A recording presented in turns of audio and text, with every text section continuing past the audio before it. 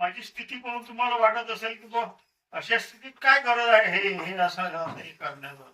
परंतु तुम्हाला मी एकच सांगणार आहे की मला 2 अटॅक येऊन गेलेले आहेत. माझं 2 वेळेला हातात हार्टचं ऑपरेशन झालेलं आहे आणि आता मी 81 वर्षाचा आहे आणि मोठमोठे संकट आणि संघर्ष माझ्यावर गेलेले आहेत. तरी माझी महत्वाची इच्छा होती. एकट्यामध्ये तर मला माझे सर्व नातेवाईक भेटून गेले, माझी ऊर्जा वाढून गेली. परंतु एका ठिकाणी जवळचे सर्व नातेवाईक या ठिकाणी एकत्र जमून ज्या वेळेला त्यांच्या एकत्र मला भेटीगाठी झालेल्या आहेत, मी त्यांच्या चेहऱ्यांकडे पाहतो, माझं ऊर भरून येते. आणि बंधूंनो, मला अशी काही ऊर्जा मिळालेली आहे आज. आज तुम्हाला सर्वांना करून फक्त ऊर्जाच मिळाली नाही, तर मला असं स्वतः वाटायला लागलं की मी आजारीच नाही. अन्यथा मी माझ्या बेडवर पडलेला असतो.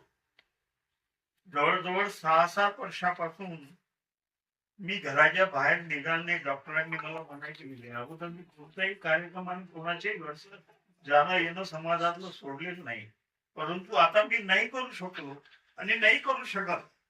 आणि माझ्याविषयी शतायुषी होण्याचा जो सदिच्छा व्यक्त करण्यात आल्या, मी त्यांचा आदर करतो.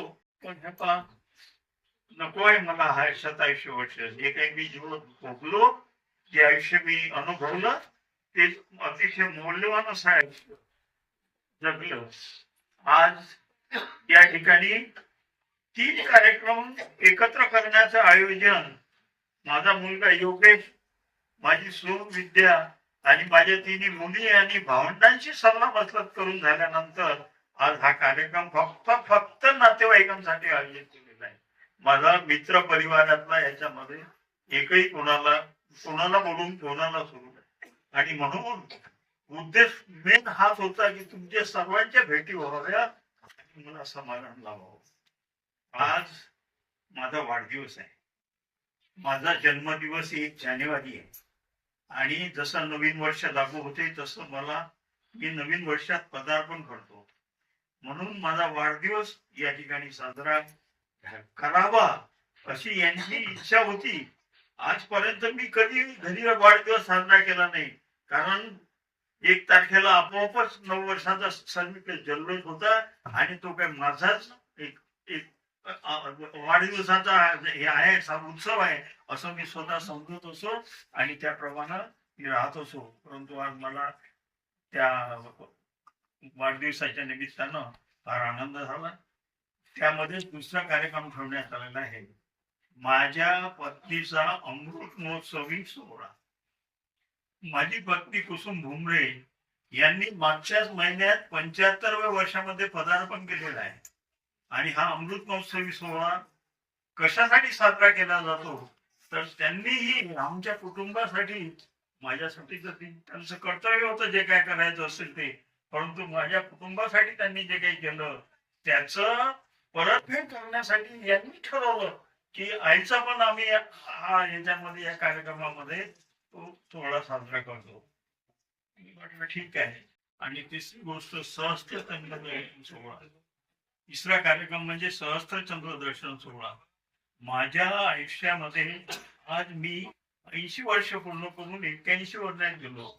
माझ्या बंधुराजाने सांगितलं की कसं असते हे सूत्र, याला फार धार्मिक, आध्यात्मिक आणि पौराणिक असा आधार आहे.